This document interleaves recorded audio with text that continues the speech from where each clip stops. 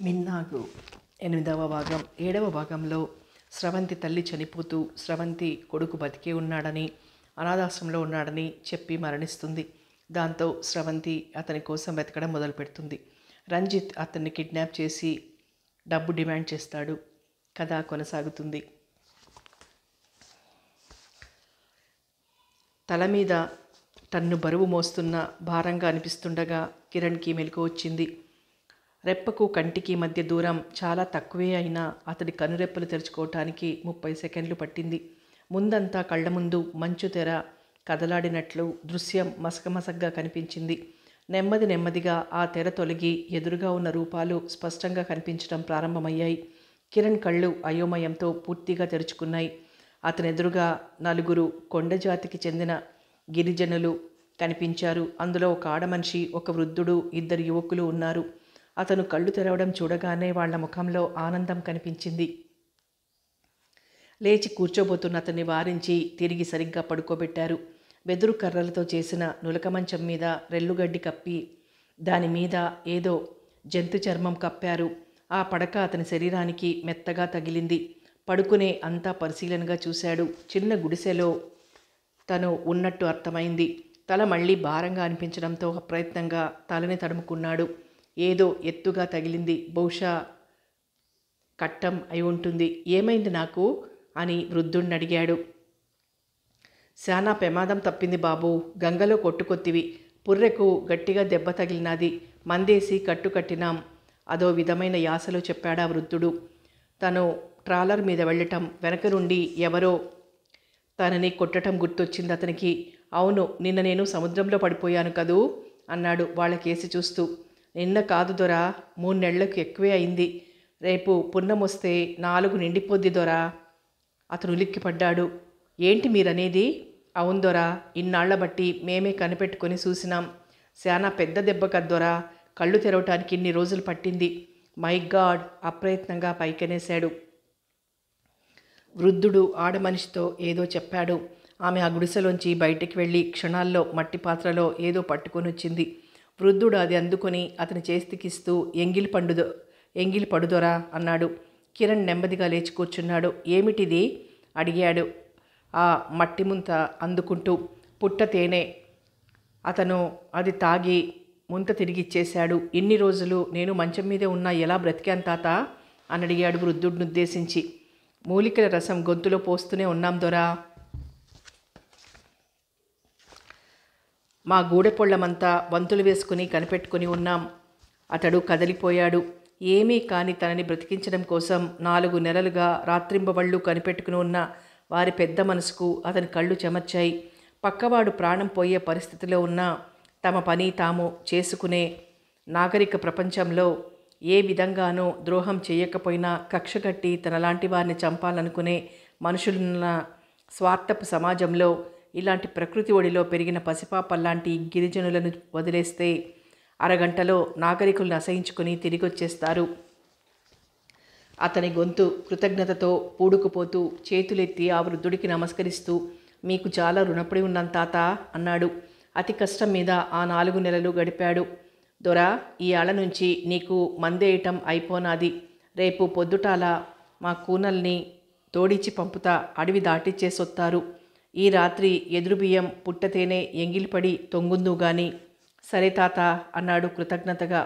చాలా పెద్ద అడవి అది. అది దాటటానికి దాదాపు 2.5 గంటలు పట్టింది. అప్పటికే సూర్యుడు నడినెత్తి మీదికొచ్చేశాడు. అడవి దాటి రోడ్డు మీదికొచ్చేశాక తన వెంట వచ్చిన యువకుల్ని వెళ్ళమని చెప్పాడు. వాళ్ళు దండం పెట్టి వెళ్ళిపోయారు. 10 నిమిషాల్లో అటు నుండొక లారీ వచ్చింది. ఆపి ఎక్కేశాడు. పరిస్థితి చెప్పి వైజాగ్లో వదిలేయమన్నాడు.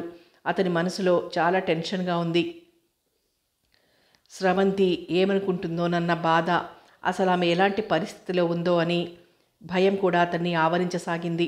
లారీ వైజాగ్ సమీపించే వరకు అతను టెన్షన్తోనే గడిపాడు. వైజాగ్లో అడుగు పెట్టాక ముందతను నేరుగా స్రవంతి ఇంటికి నడిచాడు. వాళ్ళు ఆ ఇల్లు ఖాళీ చేసి హైదరాబాద్ వెళ్ళిపోయినట్టు తెలిసింది. తిరిగి మామయ్య ఇంటికి వెళ్ళిపోవాలనిపించలేదు. హైదరాబాద్కు వచ్చాడు. ఊరంతా పిచ్చిగా తిరిగాడు. స్రవంతి కోసం వెతుకుతూ వీధులన్నీ శోధించాడు. దాదాపు 2 నెలల తర్వాత సునీల్ కనిపించాడు. అతను ఒక ఇంటిలోకి వెళ్తూ ఉండటం చూసి వేగంగా అతని వెంట వెళ్ళాడు. ఆ ఇంటి ముందు ఒక కారు ఆగుంది. పెళ్లి కారులా అలంకరించి ఉంది. ఆ ఇంట్లో ఏదో పెళ్లి జరుగుతుందనుకుంటూ గేట్ తీసుకుని లోపలికి వెళ్ళాడు. అదే సమయంలో మళ్ళీ హడావిడిగా బయటకొస్తున్న సునీల్ కిరణ్ని చూసి ఆగిపోయాడు. ప్రశ్నార్థకంగా అతని కనుబొమ్మలు ముడిపడ్డాయి. బాగా గెడ్డం పెరిగి మాసిన బట్టలతో బిచ్చగాడిలా ఉన్న కిరణ్ని పోల్చుకోవటానికి అతనికి నిమిషం పట్టింది. గుర్తుపట్టాక కిరణ్ రెక్కపుచ్చుకొని కంగారుగా పక్కకు తీసుకెళ్లాడు. మళ్ళీ ఎందుకొచ్చారు? సునీల్ అడిగాడు. సునీల్, స్రవంతి. మీరు మరోసారి మా ఇంటికి రాకండి, విస్మయంగా చూశాడు కిరణ్. అదేం? అవును, మీరు రావటం వలన మా అక్క కాపురం చెడిపోతుంది, తలదించుకుంటూ అన్నాడు సునీల్. నెత్తిన పిడుగుపడినట్లు అదిరిపడ్డాడు కిరణ్. తను వింటున్నది కలో నిజమో అర్థం కాలేదు. స్రవంతికి పెళ్లి జరిగిపోయిందా? గొణుగుతున్నట్టుగా అడిగాడు. అవును, ఈరోజే జరిగింది. ఆయన కోటీశ్వరుడు. కనీసం ఈ విధంగానైనా మా అక్క సుఖంగా ఉంటుంది. మిమ్మల్ని ప్రేమించి అన్నీ కోల్పోయింది మా అక్క. దయచేసి మీరు మరోసారి మా అక్కను కలిసే ప్రయత్నం చెయ్యొద్దు. ఎందుకు స్రవంతి ఇంత తొందరపడింది? నేను తనను పోషించలేని అసమర్థుణ్ణి అనుకుందా? ప్లీజ్ వాదనొద్దు, మీరు వెళ్ళిపోండి. సునీల్ ఏదో అంటుండగానే అక్కడికి 50 ఏళ్ల వ్యక్తి వచ్చాడు. ఎవరు సునీల్ అని అడిగాడు. ఆ వ్యక్తి వేషం చూస్తుంటే పెళ్ళికొడుకు అతడేనని కిరణ్కి అర్థమైంది. అపనమ్మకంగా సునీల్ వంక చూశాడు. సునీల్ మొహంలో కంగారు. ఆ వ్యక్తి వైపు తిరిగి, నా ఫ్రెండు, మీరు పదండి బావుగారు, నేను అతన్ని పంపించేసి వస్తాను అన్నాడు. త్వరగా వచ్చేయి చెప్పి అతను వెళ్ళిపోయాడు. ఇంకా ఎందుకు నిలబడ్డావన్నట్టు చూశాడు సునీల్. తనక్కడుండి చేసేదేమీ లేదని, తన వలన స్రవంతి జీవితం మరింత ఇరకాటంలో పడొచ్చని అర్థమవగానే కిరణ్ అక్కడి నుండి మౌనంగా వెనుదిరిగాడు. అడుగులు ముందుకు పడటం లేదు. స్రవంతి తనని కాదని మరొకరిని పెళ్లి చేసుకుందా? అసలు తను కలగనటం లేదు కదా. అతడికి పెళ్లి కొడుకు గుర్తొచ్చాడు. ఏం చూసి ఆమె పెళ్లి కొప్పుకుందో తెలియటం లేదు. డబ్బు చూసా? స్రవంతికి డబ్బు మీద మోజు లేదు. మరి హోదా చూసా? కాదు, ఆమె ఎక్కువగా సింప్లిసిటీకే విలువ ఇస్తుంది. ఎందుకు ఇలా చేసింది? తనేమైపోవాలనుకుంది? తలవంచుకుని ఆలోచిస్తూ నడుస్తున్న అతని పక్కన ఓ కారు ఆగింది. మిస్టర్, తలతిప్పి చూశాడు స్రవంతి భర్త. కిరణ్ కళ్ళల్లో సన్నటి భయం. తనెవరో అతనికి తెలిసిపోయిందా? ఆ వ్యక్తి కారు దిగాడు. నీతో మాట్లాడాలి అన్నాడు. కిరణ్ ఆగాడు. అతను కారు నానుకొని నిలబడి కిరణ్ని రమ్మన్నట్టు సైగ చేశాడు. తడబడుతున్న అడుగులతో అటుకేసి నడిచాడు కిరణ్. నేను స్రవంతి భర్తని పరిశీలనగా కిరణ్ మొహంలోకి చూస్తూ చెప్పాడు. నా పేరు విష్ణువర్ధన్ రావు. నమస్తే చేతులు జోడించాడు కిరణ్. అది సరే, స్రవంతిని కలవకుండా వెళ్ళిపోతున్నావేం? ఏకవచన సంబోధన. అందుకు కిరణ్ బాధపడలేదు. ఏం సమాధానం చెప్పాలో తెలియక నిశ్శబ్దంగా అతని వంక చూశాడు.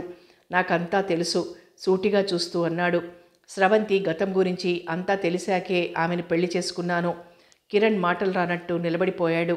విష్ణువర్ధన్ రావు కొనసాగించాడు. స్రవంతి పెళ్లికి ముందు ఎవరితో తిరిగిందో, ఎవరితో పడుకుందో అదంతా నాకు అనవసరం. ఇప్పుడు ఆమె నా భార్య పరాయి మగవాడితో మాట్లాడడం కూడా నేను భరించలేను. నరికి పోగులు పెడతాను. ఆ కంఠంలోని తీవ్రతకి కిరణ్ వణికిపోయాడు. నేనేం తెలుగు సినిమాలోని భర్తని కాను. నేనెంత స్రవంతి కంటే పెద్దవాడినైనా భార్య పాతప్రియుడు రాగానే వాళ్ళిద్దరినీ కలపాలనుకునే విశాల హృదయం నాకు లేదు. ఆగాడు. నీకు నిజంగానే స్రవంతి మీద ప్రేముందా? తలూపాడు. ఏం చెప్తాడా అని టెన్షన్గా చూశాడు. సో నువ్వు స్రవంతిని ప్రేమించకూడదు. Now she's my wife. ఇక ముందు కూడా ఆమెను ప్రేమించకు. ఆమెను నేను తప్ప మరెవరూ ప్రేమించకూడదు. భవిష్యత్తులో ఆమె నిన్ను ప్రేమించినా, నువ్వు ఆమెని ప్రేమించినా ముందు ఆమెని, తర్వాత నిన్ను చంపేస్తాను ఖచ్చితంగా చెప్పాడు. ఆమె ముఖం చూడకూడదు. ఆమె సుఖంగా ఉండాలనుకుంటే నువ్వు ఆమెకు కనిపించకు. దూరంగా వెళ్ళిపో.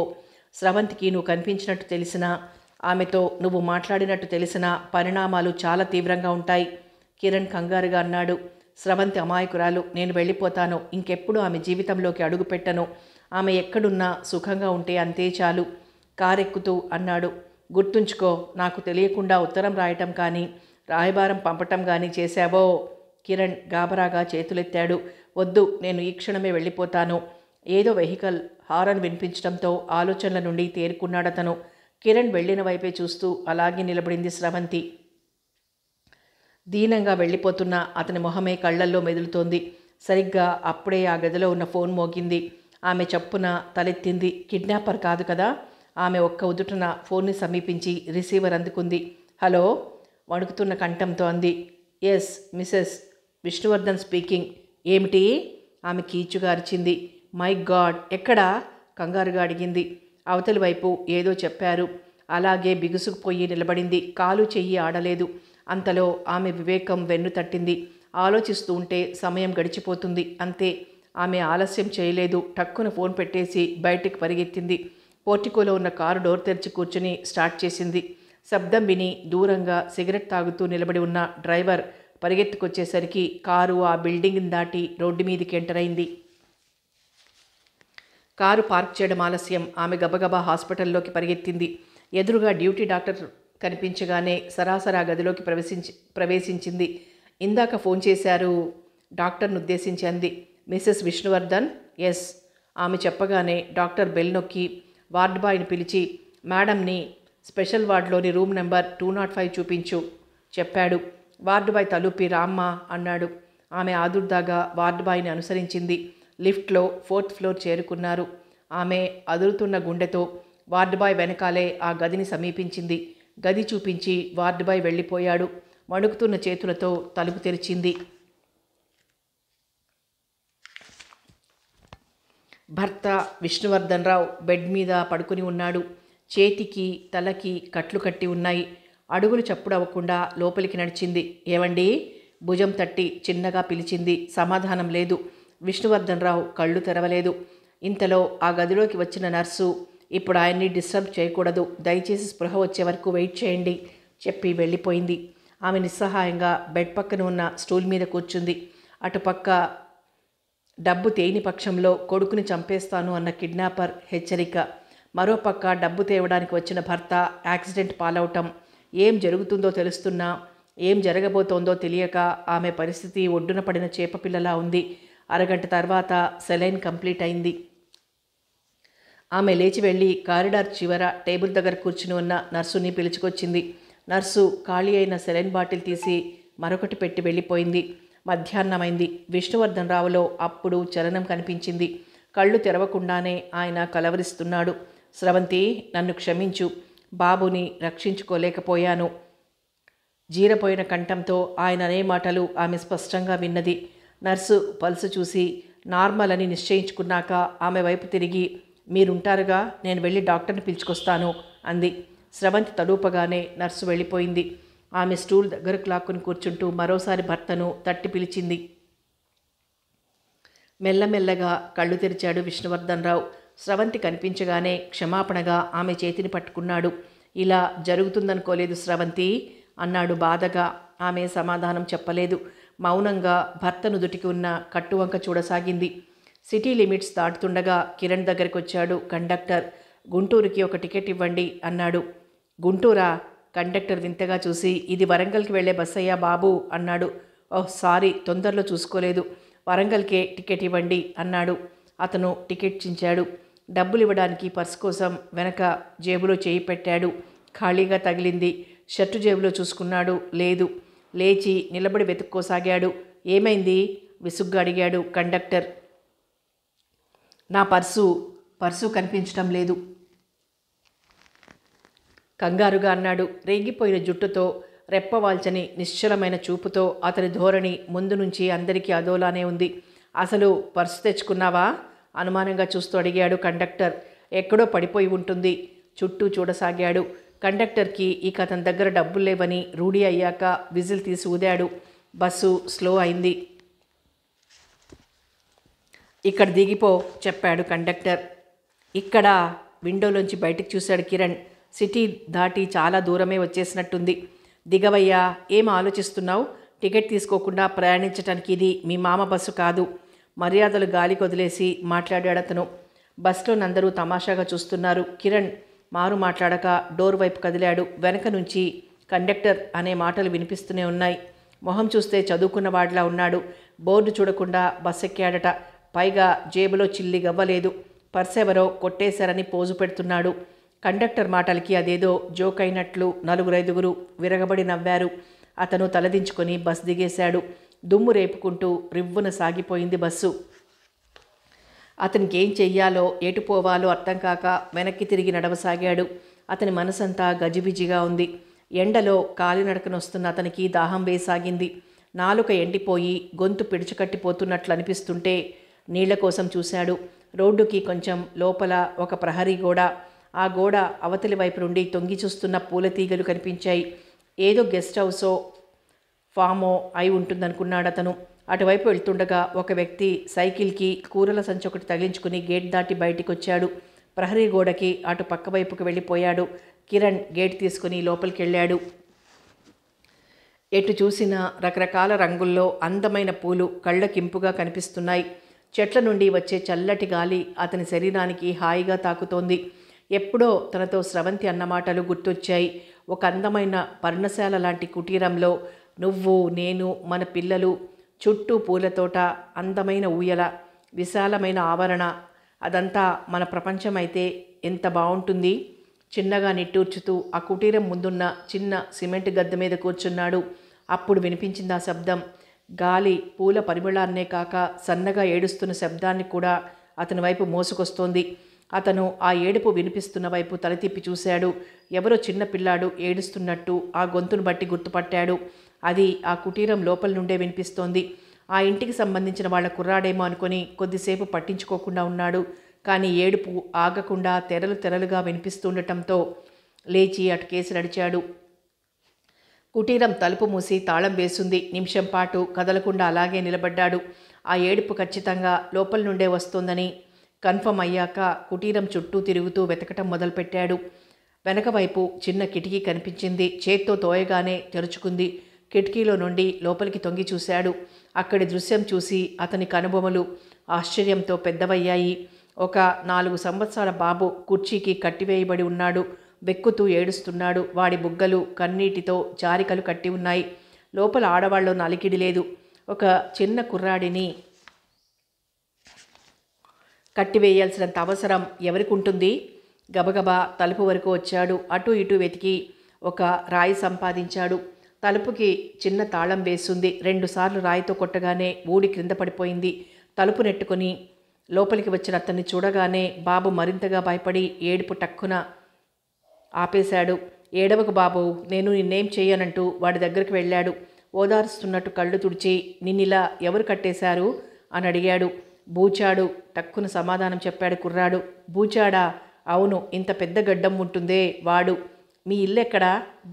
బాబు కట్లు విప్పుతూ అడిగాడు. ఓ చాలా దూరం. అక్కడ మా రాము, రవి అందరూ ఉంటారు. నన్ను ఇక్కడికి కారులో తీసుకొచ్చాడా బూచాడు. నేను ఏడిస్తే నన్ను కొట్టాడు. అప్పుడు గమనించాడు కిరణ్. బాబు బుగ్గలపై తేలిన ఎర్రటి వేళ్ల గుర్తులు. అతనికి పూర్తిగా అర్థమైపోయింది. ఎవరో బాబుని ఎత్తుకొచ్చేసి ఇక్కడ దాచుంచారని. నన్ను ఇక్కడి నుంచి తీసుకెళ్ళండి అంకుల్. ఆ బూచాడొస్తే నన్ను మళ్ళీ కొడతాడు. అతనింకా ఆలస్యం చేయలేదు. టకటక కట్లు విప్పాడు. బాబుని ఎత్తుకుని బయటికి పరుగు తీశాడు. గేటు దగ్గరకు చేరుకొని తలసారించి రోడ్డు వంక చూశాడు. సైకిల్ మీద వెళ్ళిన వ్యక్తి వస్తున్న జాడలేదు. అతను రోడ్ వైపుగా, ఇంతకుముందు సైకిల్ వ్యక్తి వెళ్ళిన వైపు కాకుండా సూటిగా ముందుకు పోయాడు. తుప్పలు దాటి కొంత దూరం వెళ్ళేసరికి రైల్వే ట్రాక్ కనబడింది. ఆ దారి వెంట ఆ సైకిల్ వ్యక్తి వచ్చే అవకాశం లేదనుకుని అతను బాబుని ఎత్తుకొని ఆ ట్రాక్ వెంట నడవసాగాడు. ఎలాగైనా సరే ఈ బాబుని వాళ్లకు అప్పగించకుండా తన ఊరు వెళ్లే ప్రసక్తి లేదు అనుకున్నాడు. హోటల్ సుప్రభాత్ సందడిగా ఉంది. రిసెప్షన్ దగ్గరికి వచ్చిన కిరణ్ని ఏం కావాలన్నట్టు చూసింది రిసెప్షనిస్ట్ మాధురి. రూమ్ కావాలి.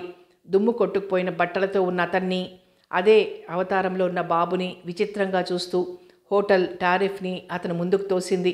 దానివైపు చూడలేదతను. సింగిల్ ఆర్ డబుల్ రూమ్ ఖాళీగా ఉన్నది ఏదైనా సరే అన్నాడు. డబుల్ రూమ్ ఏసీ అడిగింది మాధురి. తల ఊపాడు. అతని వివరాలు రాయమని రిజిస్టర్ ఇచ్చింది. కిరణ్ తన పేరు, ఊరు, బిజినెస్ పని మీద వచ్చినట్టు రాసి సంతకం పెట్టాడు. అడ్వాన్స్ పే చేస్తారా? అతను జేబులోంచి డబ్బు తీశాడు. సిటీలోకి ఎంటర్ అవ్వగానే ఆ హోటల్కి వచ్చే ముందు తన మెడలో ఉన్న గోల్డ్ చైన్ని ఓ మార్వాడి కొట్లో అమ్మేశాడు కిరణ్. కొత్తగా పెళపెళమంటున్న అతని చేతిలో ఉన్న నోట్ల కట్ట వంక ఒక్క క్షణం ఆశ్చర్యంగా చూసింది. వెంటనే మొహం మామూలుగా పెట్టుకుంది మాధురి. 116 రూమ్ సార్ చెప్పి బాయ్ని పిలిచింది మాధురి. బాయ్ రాగానే కిరణ్ని అడిగింది. సార్ మీ లగేజీ ఏమీ లేదు, రూమ్ చూపించండి బాయ్తో చెప్పాడతను. అదోలా తన వైపు చూస్తున్న రిసెప్షనిస్ట్ చూపుల్ని తప్పించుకుంటూ బాయ్ వెంట లిఫ్ట్లోకి నడిచాడు కిరణ్. యేసుపాదం చెంప మీద ఈడ్చి కొట్టాడు విష్ణువర్ధన్ రావు. వెనుకకు తూలి గోడకు ఉద్దుకున్నాడు యేసుపాదం.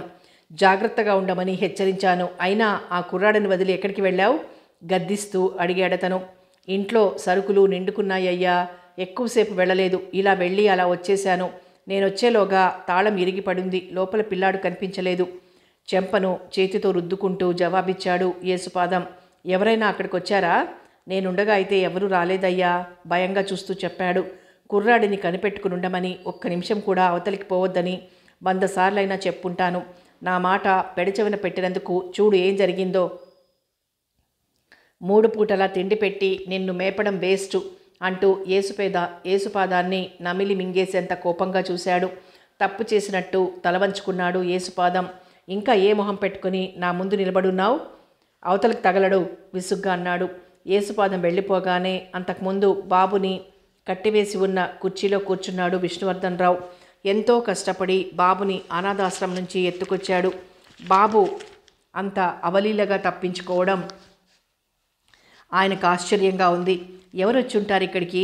బాబు ఇక్కడ ఉన్నాడన్న విషయం ఎవరికి తెలిసింది? తీవ్రంగా ఆలోచించసాగాడు. ఆయనకు ఇంట్లో బాబు కోసం కన్నీరు మున్నీరుగా విలపిస్తున్న స్రవంతి గుర్తుకొచ్చింది. ఆమె ముఖం ఆయనలో జాలి కలిగించటం లేదు. కోపం కసి పెరిగిపోతున్నాయి. స్రవంతిని మొదటిసారి చూసినప్పుడు ఎందుకో వందన గుర్తొచ్చి ఆశ్చర్యపోయాడు. స్రవంతిని చూస్తున్నంతసేపు వందన తన దగ్గరున్న అనుభూతికి లోనయ్యాడు. ఆమె తనదైతే బావుండుననిపించింది. అందుకే పరందామయ్య గారి ద్వారా ఆమె గతం తెలిసినా పెళ్లి చేసుకోవటానికి ఇష్టపడ్డాడు. గతంలో ఆమె ఏం చేసిందో తనకు అవసరం లేదు. కానీ ప్రస్తుతంలో ఉన్న స్రవంతి తనది. ఆమె మీద అధికారం తనకు మాత్రమే ఉంటుంది. ఆమె ఎవరిని ప్రేమించకూడదు, అలాగే ఎవ్వరూ ఆమె గురించి ఊహించుకోరాదు. అందుకే ఆ రోజు కిరణ్ కనిపిస్తే బెదిరించి పంపేశాడు. అనాథ శరణాలయం నుంచి బాబుని యేసుపాదం చేత ఎత్తుకొచ్చేశాడు. బాబుని చంపే ఉద్దేశం మొదట్లో తనకి లేదు. కానీ స్రవంతి కొడుకు కోసం అలా దుఃఖిస్తుంటే తన హృదయం ఈర్ష్యతో మండిపోయి శాశ్వతంగా దూరం చేయాలనుకున్నాడు. బాబుని చంపి పారేసిన అనుమానం తన మీదకి రాకూడదు. అందులో భాగంగానే కిడ్నాపర్ ఫోన్ చేసినట్టు మౌత్ పీస్కి కర్చీఫ్ అడ్డు పెట్టి మాట్లాడాడు. డబ్బు కోసం బ్యాంకుకు వెళ్తూ యాక్సిడెంట్కి గురి కావటం, హాస్పిటల్ పాలవటం అంతా నాటకమే. ఇందులో తనకు 2 ప్రయోజనాలున్నాయి. 1, భార్య దృష్టిలో గొప్పవాడిగా మిగిలిపోవచ్చు. 2, తన మీద అనుమానం రాకుండా బాబుని మట్టుబెట్టవచ్చు. లక్కీగా స్రవంతి పాత స్నేహితుడు, శత్రువు ఆమెను వెన్నాడటం తనకు కలిసొచ్చింది. అంతా తమ ప్లాన్ చేసిన ప్రకారమే జరిగింది. క్లైమాక్స్కి వచ్చేసరికి కథ అడ్డం తిరిగింది. ఎవ్వరికీ తెలియకుండా బాబుని రహస్యంగా దాచాడు. కానీ తను చంపుదామని వచ్చేంతలో బాబు అదృశ్యమైపోయాడు. అదే సమయంలో బాబు గురించి తీవ్రంగా ఆలోచిస్తున్నాడు మరో వ్యక్తి. అతనే రంజిత్. హోటల్ రూమ్లో అసహనంగా అటు ఇటు తిరుగుతున్నాడు. గిరి ద్వారా స్రవంతి కొడుకు కిడ్నాప్ అయ్యాడని, తనే కిడ్నాప్ చేశాడని అనుకుంటున్నారని తెలిసింది. కిడ్నాప్ చేయాలనుకున్న మాట నిజమే, దానికోసం ప్రయత్నించటం వాస్తవమే. కానీ తనంత కష్టపడి హాస్పిటల్ రిసెప్షనిస్టు సహాయంతో ఇన్ఫర్మేషన్ సంపాదించి అనాథాశ్రమం వెళ్ళేసరికి బాబు కనిపించడం లేదని తెలిసింది. ఏమైపోయి ఉంటాడా అనుకుంటున్న టైంలో మరో ఆశ్చర్యకరమైన విషయం గిరి చెప్పాడు. బాబుని ఎవరో కిడ్నాప్ చేశారని, కిడ్నాపర్ రంజిత్ అనుకుంటున్నారని. అది విన్నప్పటి నుంచి పిచ్చెక్కిపోతుంది అతనికి. బాబుని కిడ్నాప్ చేసే అవసరం ఎవరికి ఉంటుంది? ఎంత బుర్ర బద్దలు కొట్టుకున్నా అతనికి అంతు పట్టడం లేదు. ఆ ఉదయం అన్ని న్యూస్ పేపర్లలో బాబు ఫోటో వివరాలు వచ్చాయి. ఎంతోమంది చాలా క్యాజువల్గా ఆ న్యూస్ చూసుంటారు. కానీ 3 మాత్రమే దాని గురించి సీరియస్గా పట్టించుకున్నారు. ఆ 3 ఒకరు కిరణ్, 2 రంజిత్, ఇక 3వ వ్యక్తి కిరణ్ దిగిన హోటల్ రిసెప్షనిస్ట్ మాధురి. హోటల్ గదిలో కిరణ్ బాబుకి తలదూతున్నాడు. ఆ ఒక్క రోజులోనే బాబు అతన్ని వదిలిపెట్టకుండా అల్లుకుపోతున్నాడు. కిరణ్ టాయిలెట్కి వెళ్లాల్సి వచ్చినా అతనితో పాటే వస్తానని గొడవ చేయసాగాడు. ఉదయాన్నే బాబుని తీసుకుని పోలీస్ స్టేషన్కి వెళ్లాలనుకున్నాడు. వివరాలు చెప్పి వాళ్ళకి అప్పగించేస్తే బాబుని వాళ్ళకి చేరుస్తారు పోలీసులు. వెళ్లేవాడే. బయలుదేరడానికి 10 నిమిషాల ముందు బాబు గురించి ప్రకటన పేపర్లో చూసుండకపోతే ఆ రోజు పేపర్ టీపాయ్ మీద కనబడితే తీసుకుని క్యాజువల్గా తిరిగేసాగాడు. బాబు ఆ టైంలో అతని మెడ చుట్టూ చేతులు వేసి ఆడుకుంటున్నాడు. అప్పుడు కనిపించింది ఆ ప్రకటన. బాబు ఫోటో వేస్తూ ఆచూకీ తెలిపిన వారికి 10,000 రూపాయల బహుమతి ప్రకటించారు. అతను మరింత షాక్ తిన్న విషయం క్రింద విష్ణువర్ధన్ రావు అడ్రస్ ఉండటమే. తల తిప్పి బాబు వైపు చూశాడు. ఆ ముఖంలో స్రవంతి పోలికలు కనిపిస్తున్నాయి. అంతవరకు ఎవరి బాబు అనుకున్న అతనికి ఆ బాబు స్రవంతి విష్ణువర్ధన్ రావులకి పుట్టిన కొడుకు అని తెలిసేసరికి అతనికి నోట మాట రాలేదు. బాబుని దగ్గరకు తీసుకున్నప్పుడు ఎందుకంత ఆత్మీయంగా అనిపించిందో అప్పుడు అర్థమైంది. స్రవంతి రక్తం పంచుకు పుట్టిన బాబు అనుకుంటేనే అతని ఒళ్ళు పులకరిస్తోంది. పేపర్ పక్కన పడేసి బాబును ఒడిలోకి తీసుకున్నాడు. వాడినలా గుండెలకు హత్తుకుంటుంటే అణువణువు అదోలా జలధరిస్తోంది. బాబుని పడుకోబెట్టుకుని ఆలోచించాడు. తరువాత ఒక నిశ్చయానికి వచ్చి ఫోన్ దగ్గరికి లాక్కున్నాడు. పేపర్లో విష్ణువర్ధన్ రావు ఫోన్ నెంబర్ చూసి రింగ్ చేశాడు. హలో. అవతలి వైపు కంఠం వింటూనే కిరణ్ గుర్తుపట్టి నమస్తే, నేను కిరణ్ని మాట్లాడుతున్నాను అన్నాడు. ఏ కిరణ్? ఆ గొంతులోని రఫ్నెస్కి కొంచెం తడబడ్డాడు. అది అతను చెప్పలేకపోయాడు. నువ్వు స్రవంతి ఫ్రెండ్వి కదూ? విష్ణువర్ధన్ రావు అనుమానానికి కిరణ్ ముడుచుకుపోయాడు. కానీ మాట్లాడక తప్పదు. అవును సార్ అన్నాడు. ఏమిటి? నిన్ను మళ్ళీ ఈ ఛాయలకు రావద్దని చెప్పాను కదా. మొన్న కూడా మా ఇంటికి వచ్చినట్టున్నావు. నీకు తెలుసు కదా నాకు వ్యతిరేకంగా ప్రవర్తిస్తే ఏం జరుగుతుందో. క్షమించండి, ఆఫీస్ పని మీద ఈ ఊరొచ్చాను.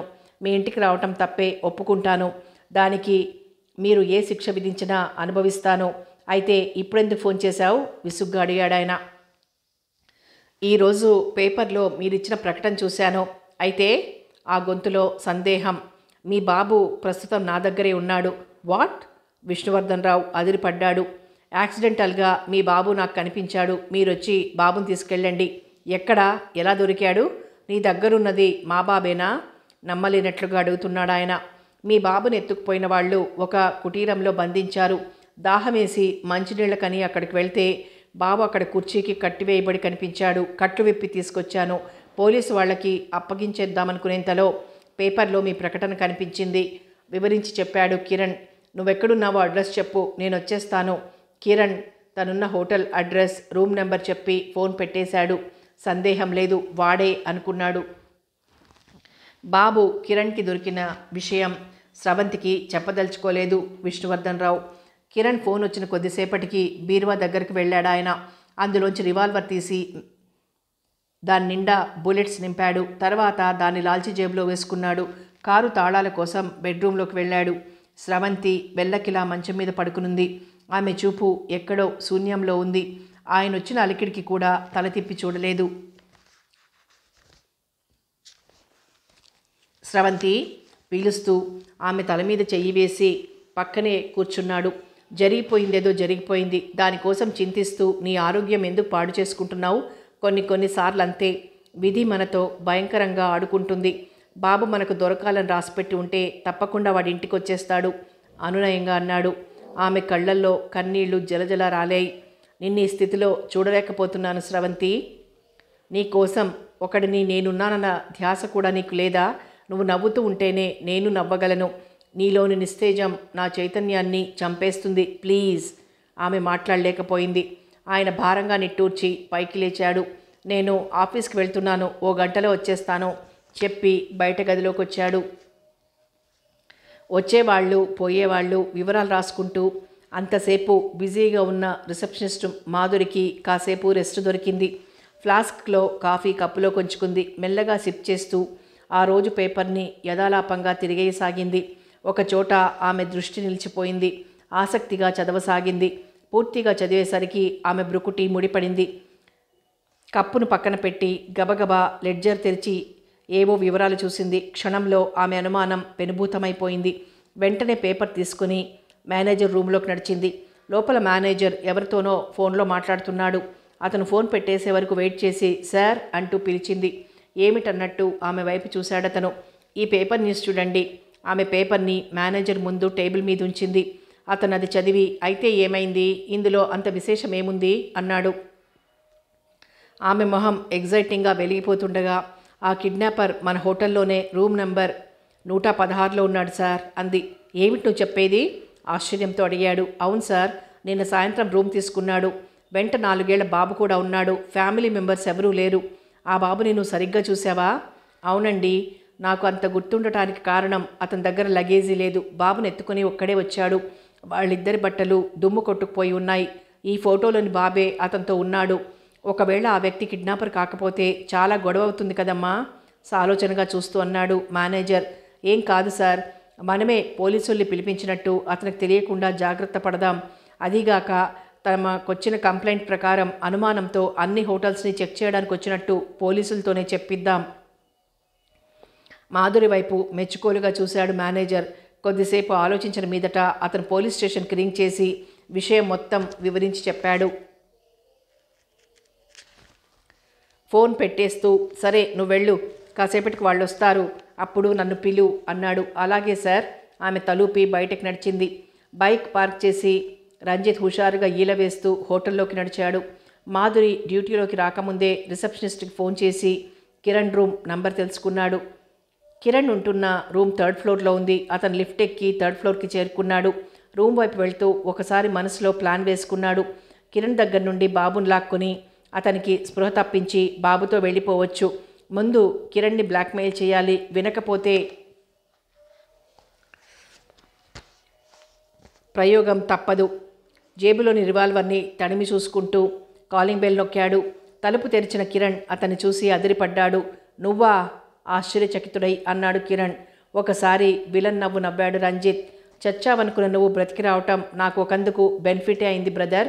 సో ఆ బాబుని నాకు ఇచ్చేసేయి అంటూ రివాల్వర్ తీసి కిరణ్కి గురిపెట్టి లోపలికి నడిచాడు రంజిత్. గదిలోకి ఎంటర్ అవ్వగానే బూట్ కాలితో తలుపులు మూసేశాడు. బాబు వచ్చి కిరణ్ కాళ్ళని గట్టిగా వాటేసుకున్నాడు. మర్యాదగా బాబునిస్తావా, లేక మీ ఇద్దరిని పిట్టల్ని కాల్చినట్టు కాల్చేయమంటావా? ప్లీజ్, అనవసరంగా గొడవలొద్దు. బాబుని వాళ్ళ నాన్నకు అప్పజెప్పేసి నేను వెళ్ళిపోతాను. అనవసరంగా కల్పించుకోకు. బళ్ళున నవ్వాడు రంజిత్. చెవిలో బీడీలు పెట్టుకొని కనిపిస్తున్నానా నీ మాటలు నమ్మడానికి?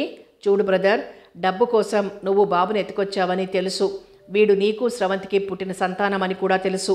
నిజమా? నమ్మలేనట్టుగా అడిగాడు కిరణ్. బాబు తనకు స్రవంతికి? మై గాడ్, నిజమా? తనకు ఓ కొడుకు, అది తన పక్కనే. అతను అపనమ్మకంగా బాబు మొహంలోకి చూశాడు. నటించకు మిస్టర్ కిరణ్. స్రవంతికి అంత పెద్ద కొడుకు పెళ్ళైన తర్వాత ఉంటాడని నువ్వు అనుకున్నావంటే నేనెలా నమ్ముతాను? ఎనీహౌ, ఆ బాబుని నాకు ఇచ్చేసి నీ దారి నువ్వు వెళ్ళు రంజిత్ ముందుకొస్తూ అన్నాడు.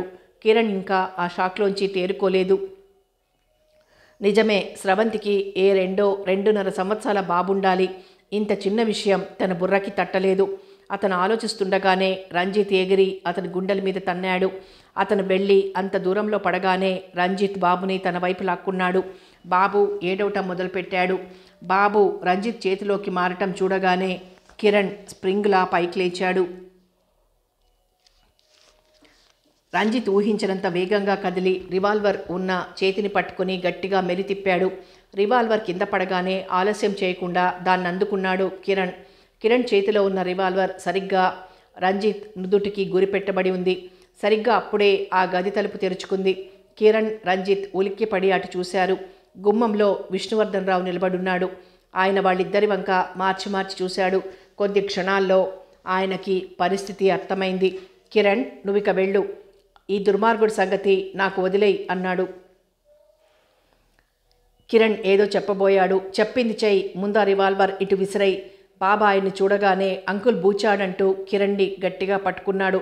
కిరణ్ ఎదురు చెప్పలేకపోయాడు. విష్ణువర్ధన్ రావు చెప్పినట్టే చేతిలో ఉన్న రివాల్వర్ని ఆయన వైపు విసిరేశాడు. అది శబ్దం చేస్తూ ఆయన కాళ్ళ దగ్గర నేల మీద పడింది. వెంటనే రివాల్వర్ని కర్చీఫ్తో తీసి పట్టుకున్నాడు విష్ణువర్ధన్ రావు. రంజిత్కి గురిపెట్టాడు. కిరణ్ తనని చుట్టేసుకున్న బాబుని వదిలించేసుకున్నాడు. కిరణ్ బయటికి నడవబోతూ చివరిసారిగా బాబు వంక చూశాడు. బాబుని తన వెంట తీసుకెళ్తానన్నమాట నాలుగు చివరి వరకు వచ్చి ఆగిపోయింది. బాబు తన దగ్గర ఉండే కన్నా స్రవంతి దగ్గర ఉంటే వాడికి తల్లి తండ్రి ఇద్దరి ప్రేమ దొరుకుతాయనిపించింది. స్రవంతి సంరక్షణలో పెరిగి గొప్పవాడవుతాడు. అతను బయటకు వచ్చి లిఫ్ట్ వైపు నడిచాడు. ఎదురుగా రిసెప్షనిస్ట్ వెంట పోలీసులు రావటం కనిపించింది. అతను పట్టించుకోకుండా లిఫ్ట్ బటన్ నొక్కబోయాడు. రిసెప్షనిస్ట్ మాధురి గట్టిగా అరిచింది, ఇతనే సార్ ఆ కిడ్నాపర్.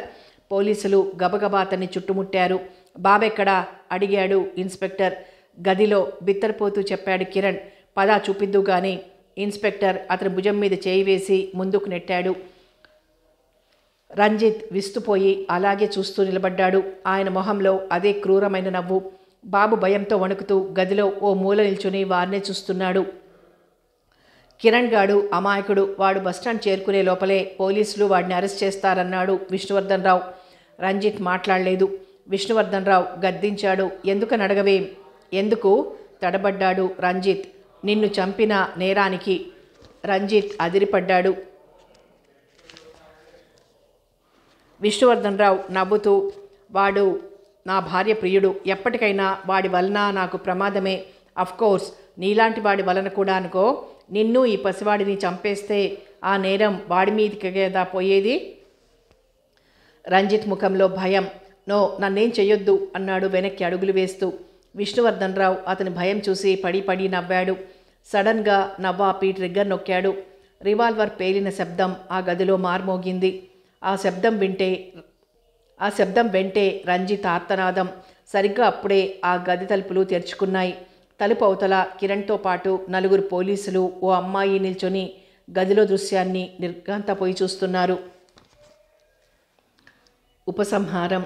స్రవంతి గేటు దగ్గర నిలబడి రోడ్డు చివరికంటా చూస్తోంది. అతను వచ్చే సమయం అది. నిన్న రాత్రి అతను చేసిన చిలిపి అల్లరి మనసులో మెదిలి నునుసిగ్గుతో ఆమె మొహం రాగరంజితమైంది. అతని వీపుపై పడిన తన నఖక్షతాలను చూపిస్తూ, నువ్వు అందమైన గోళ్లున్న రాక్షసివి అనటం గుర్తొచ్చి చిన్నగా నవ్వుకుంది. ఆ సమయంలో తన్నెవరైనా అలా నవ్వుకోవటం చూస్తే పిచ్చిది అనుకుంటారని ఆమెకు తెలుసు. అయినా ఆమె పట్టించుకోదలుచుకోలేదు. ప్రేమలో పడ్డవాళ్ళు, కొత్తగా పెళ్ళైన వాళ్ళు ప్రపంచాన్ని పట్టించుకోరు. ఆమె ఆనందం ముందు ప్రపంచంలోని ప్రజలంతా విషాదంగానే ఉన్నట్టు కనబడుతున్నారు. అప్పుడప్పుడు వాళ్ళని చూసి జాలిగా నిట్టూరుస్తుంటుంది కూడా. ఆమె చూపు మళ్ళీ దారంలా రోడ్డు చివరికంటా సాగింది. అప్పుడే ఒక స్కూటర్ మలుపు తిరిగి ఆ రోడ్డు మీదకొచ్చింది. ఆ స్కూటర్పై వస్తున్న వ్యక్తిని చూడగానే ఆమె కళ్ళు నక్షత్రాలే అయ్యాయి. మొహం జాబిలిలా వెలిగిపోయింది. ఆమె ఆకాశమై అతని కోసం అడుగు ముందుకేసింది. ఎప్పుడూ అదే సమయానికి అతను తిరిగి వస్తాడని తెలుసు.